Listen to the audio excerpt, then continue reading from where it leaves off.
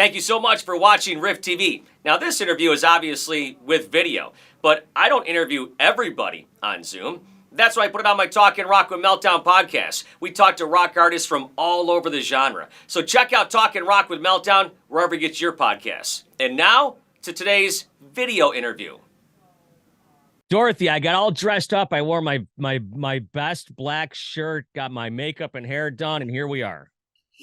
I just found out yesterday that this was all supposed to be on camera, and then I forgot to set my alarm. So what you see is what you get. Well, you know what? I've seen worse. I'll tell you that much. So, do you have like a is that like an ugly Christmas shirt This thing? is oh yeah, No? this is actually available. It should be in our merch store, but it's our holiday sweater with some song lyrics and a little angel. That's awesome. Love Don't that. let the demons get you down, because the holidays are great, but they can be really depressing and triggering for some people.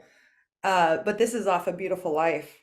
Yeah, that's awesome. Fantastic. Yeah, really cool. So, hey, good to see you. So, this is like I was thinking about this earlier. Like when you leave a job, you have an exit interview or something. This is like your end of the year interview, right?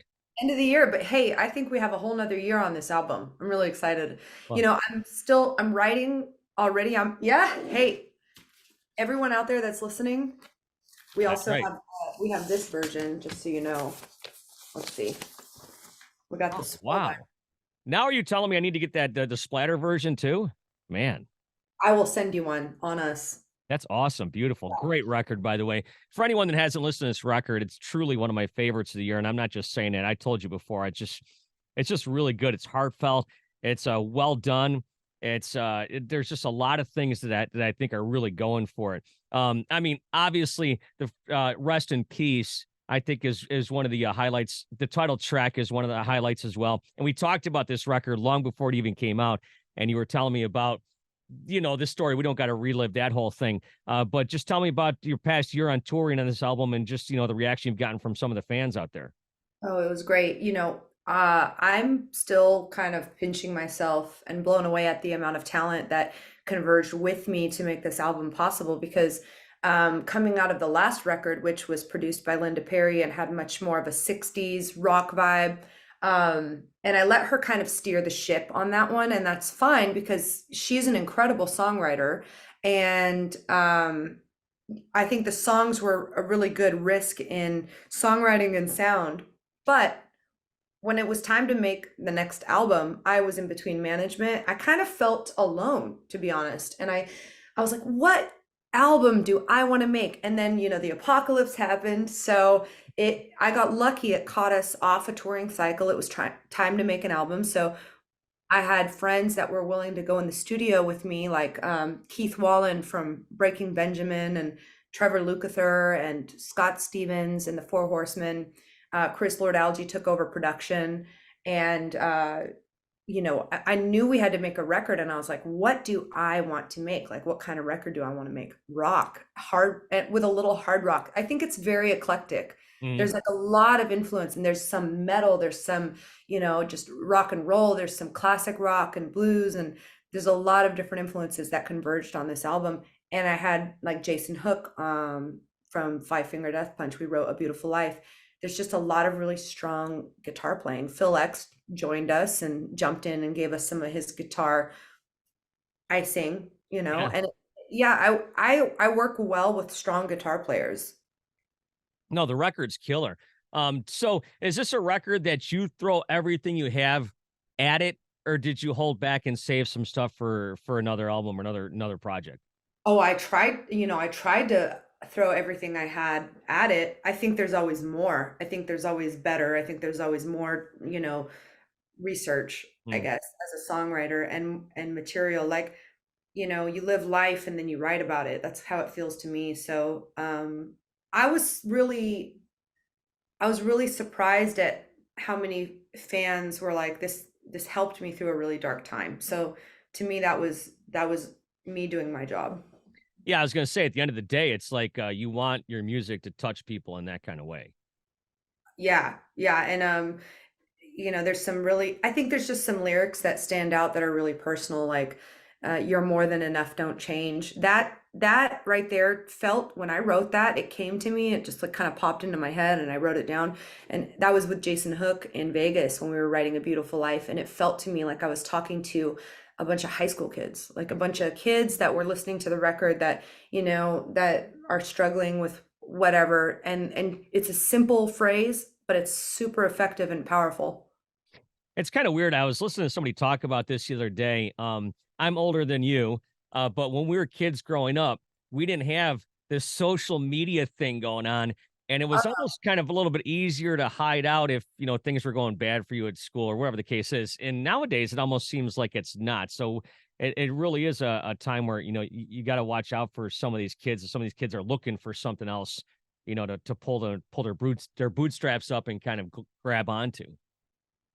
I don't know what social media is doing to our I just don't relate to like super like Gen Z. I just don't relate to them too much, but I can see that it's kind of toxic.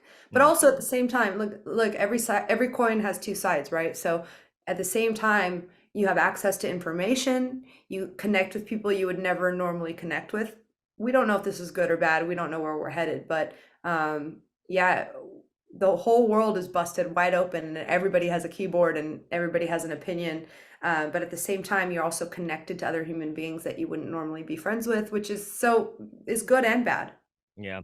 So do you have stuff lined up or written or demoed out for another record or what? Yeah, so I love working with Scott Stevens and the Four Horsemen so much. And they did Rest in Peace and Black Sheep, which is thank you for supporting Black Sheep. Um, I like them so much that I said, hey guys, let's do the next record together. So we've already started. We've had a couple Zoom sessions and writing. We've got some ideas. I've got some really great features and collaborations that I've been asked to be part of by other uh, rock icons. Is That's all I can call them, is because these are the guys I grew up on, and I'll just leave it at that. So I'm really very excited about the next year. I think it's going to be awesome. So in 2023, we're going to see more Dorothy and possibly on some other things, huh? I'm not going away. You're going to see lots of me, and I'm not going away. And I'm going to try to write the best songs y'all have ever heard.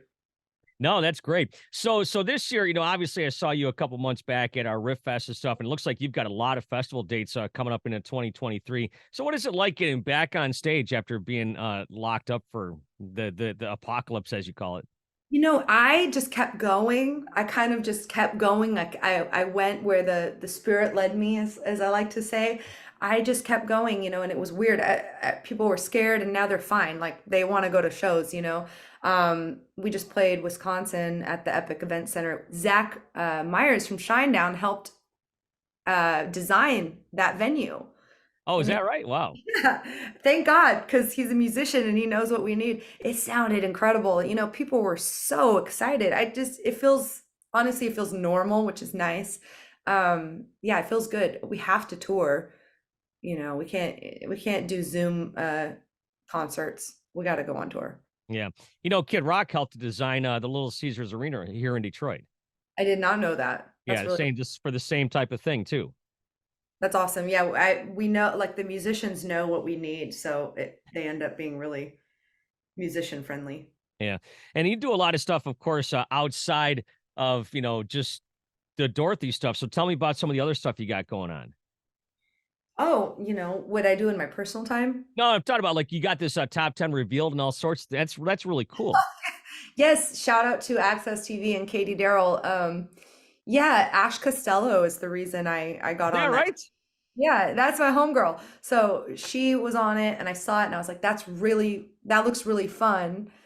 What's that all about? And she's like, oh, you should totally do it. Just email them, let them know. And so I spoke to my team, and I've done television and movies before. I have a little bit of an acting and theater background, not to the extent of some of the other artists out there, but enough to be comfortable and to kind of have fun doing it. And so we reached out to them, and they liked me. I tried it. I think I need to work on my comedic timing, but it's fun. It's a lot of fun. It's just another thing. I feel like the more people that see us, the better. So however that happens, I do like doing television and I have some experience. So it's good for us, you know? Yes, somebody told me a long time ago, kind of put yourself out there, maybe even in some uncomfortable situations, Mhm. because you never know what might happen. Are you like that? I try to put myself in as many uncomfortable situations as I can. So, like in my personal life, I do Muay Thai and MMA, and that helps me mentally a lot. You know, and it's very uncomfortable. It's painful. I've got crazy bruises on my legs from kicking the bag. Yeah.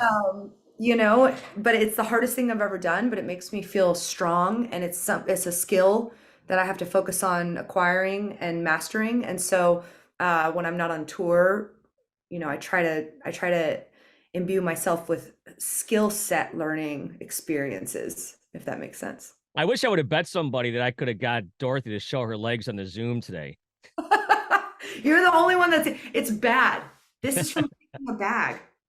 I believe it. He's Man. like, "Don't worry, your legs will toughen up." And I'm like, I feel like such uh, I don't want to curse on your show. You're fine. You talk about like working with Jason Hook and stuff, Zoltans and all that kind of stuff.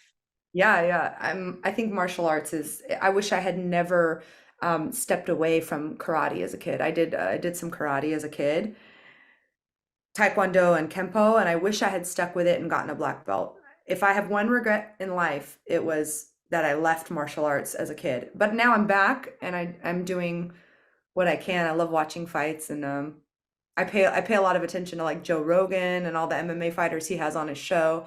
So yeah, I'm kind of learning about that world, and I love it.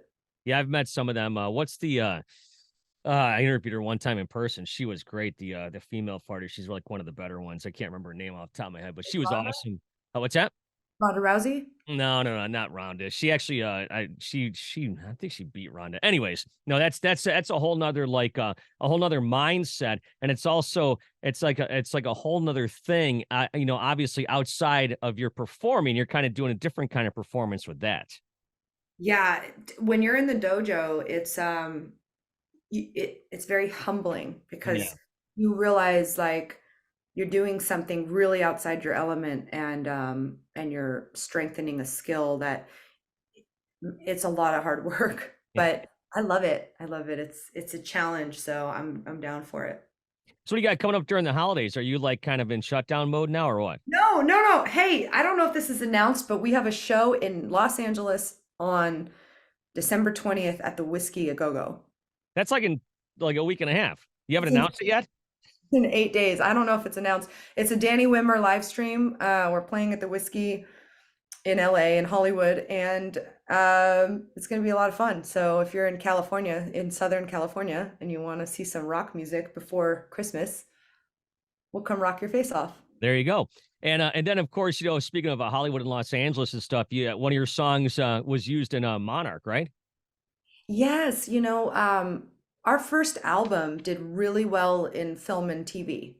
And I think we got like a Super Bowl commercial. So that's another great way for musicians to make money if you don't know. If you can get with a publishing company, get your songs licensed, you get royalties. It's great. So my label, Rock Nation, has been awesome. Their team pitches our music for a lot of like Netflix and TV shows and commercials, which is great. So, it's just another aspect of the business for musicians, and I'm very grateful that they're licensing our songs. It's got to be it's got to be I don't know if it's strange is the right word, but it's got to be kind of unusual, maybe even surreal when you write a song and you work on it and you create it, and all of a sudden you see it used on a show that might give it like a different kind of purview. Scott Stevens told me like once you write it and you put it out there, it belongs to the world. And he's so right because, fans can make whatever they want of it. And then if it goes off and gets licensed and makes you money, that's great. So it's art, and once you put it out, it belongs to the world. Yeah, It's does it feel like yeah, before you put the record out, does it feel like it's just yours? hmm Yeah. It's very like, you're so excited. You're like, "Ooh, what did we make? I can't wait to show everybody." And then you put it out and you kind of like let them kind of digest it and enjoy it. And it's cool to relive that excitement through their eyes too. Hmm. Yeah, no, well, like I said, the record's awesome. It's one of my favorites of the year. What are some of your favorite records of the year? And that reminds me, like, you never know when a record's gonna get a second life. Kate Bush, Stranger Things, Yeah. as an example, that was done in what, the 80s? I never heard the original. I mean, it sounded vaguely familiar to me, It but I never became really heard it. a viral phenomenon, like, everywhere, right? The song was huge. And thank you to Stranger Things for Metallica and exposing kids and this generation to metal and hard rock. Like, they had Metallica in there, so you never know when something's gonna get a new breath of life. So once you put it out there, like, it could be eternal. It could No, have it's no. Yeah, you're right, exactly. It's like and it's so cool for the guys from Metallica too, because I heard they were struggling to buy Christmas presents this year. So it's good to get them a little shot of money too. no way. Yeah, we did a total bucket list. We got invited to play Bottle Rock in Napa. And it was us, Greta Van Fleet, Metallica, I think Pink played. It was just a mashup in Napa Valley. And so it was really bougie and really like just the bougiest festival I've ever played, I mean, they had like craft wine in our RV and like all these snacks and all these gifts and stuff for us. Like, yeah, it was cool. We played our show, and then we played another acoustic set, which was my favorite because it was more intimate. And we had like a crowd of at least 1,000, people that were coming over to the acoustic stage to watch that from the main stage. And then after we were done, my band and I got to watch Metallica Mm. as a band, like in the VIP section that we got invited to at Napa Valley. So it was no better place to do it. And I know this was like a bucket list for my band because they love them so much. So it was a lot of fun to kind of just work, do your job, and then you get to watch a Metallica show. I mean, I was telling someone this the other day. I'm like, there is no better live band than Metallica. And they're like, well, what about Led Zeppelin? I'm like, well, they haven't done Oh, anything no. in No, 40 no, no, they were years. awesome. They were awesome, and my drummer and Kirk Hammett had, like, this cool little interaction where I think Kirk thought he was someone else. He was like, "Hey, what's up, guy?" And then he's like, "Are you talking to me?" "Kirk Hammett, are you talking to me?"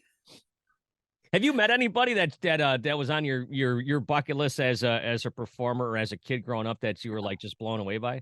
Oh yeah, Slash. I've met him a few times. He's very, very cool. I've met Jay-Z, I've met Rihanna, I've met Beyonce, I've met Joan Jett, I've met Dolly. I did a song with Dolly Parton, and I met Macy Gray. Natasha Bedingfield is a friend of mine. I've met a lot of really wonderful artists. Miguel is actually the first artist that ever took us on tour, which you wouldn't think makes sense on paper, but he had this whole very cool rock and roll Jimi Hendrix thing going on for that album cycle. And so, he wanted a rock band to open for him, and that was really cool. It was a challenge winning over his fans every night, exposing them to music that they maybe don't typically listen to, but because we were more hard rock, but it was very cool. It was a challenge and it was fun, and he really supported our band. So I've met a lot of really great artists that have That's been cool that you did something with Dolly Parton. Of course, she just got nominated in the Rock and Roll Hall of Fame, and I'm not crazy about that, but she seems super cool, and I he's love super humble stuff about it she does. though too. Yeah, Remember, yeah. sorry, hold on. That They have me on a tight schedule. yeah. Yeah, and but her response to it, if you look that up, she was very humble and respectful to the rock community about it. So, because I could see how people would be like, well, you're a country artist, what are you doing, But the way she accepted it was really, I mean, it's Dolly. She's just wonderful. Yeah, I know. I have nothing against Dolly Parton at all, but when I love Metallica country, and I don't get me wrong, I will go dip my toes in the country pond. Don't worry about it. I went to the Country Music Hall of Fame over the summertime, and I didn't see Metallica in there, so you know what I'm saying? Yeah, yeah, I know what you're saying. Yeah, but hey, maybe it'll be better in the long run. We don't know. Yeah. Well, Dorothy, always great to see and talk to you, and thanks so much for everything you do for us. And of course, it was a great time at Riff Fest with you guys over the summertime there. I guess the fall now, but good luck with That was everything. a Have great a great, show. yeah, have Yeah, a great, that was awesome. I got to hang out with Maria Brink. I love her. I love In This Moment. I mean, her and I, like, obviously two females in rock, we're just like, what's up? What's up? She's yeah. very That was the first time I ever saw them, and she's, I mean, obviously exactly what you'd think she'd be like, very theatrical and just yeah. powerful. Yeah, it makes me want to step up my production game a little. We're really no frills, no production, no theatrics, but I think we could throw a little sauce in there and it'd be fun. Well, it was cool. Like, you guys at Dirty Honey are kind of like, in the same kind of ilk, and you guys right next to each other was cool. Oh yeah, so yeah, we did that whole tour with them. I'm telling you, Mark is the most consistent vocalist. Every night I'm like, how can I be like Mark from Dirty Honey? I'm over there just harassing him for advice. Like, how do you sound on key, the same strength every night? And on the nights where he's like, I'm having a bad show, I'm just like, what? You sound a killer every night, like a machine. He's the best. I'll tell you what. I played hockey with him twice this year, and he's really good. Yeah, he does like hockey. Hey, I don't understand that, but it looks like a hard workout. It's fun. He gets sweat and you score goals and all that kind of stuff. So, well, Dorothy, we'll cut you loose. I do appreciate your time as always. It's always great to see you. Thank you. Thank you so much.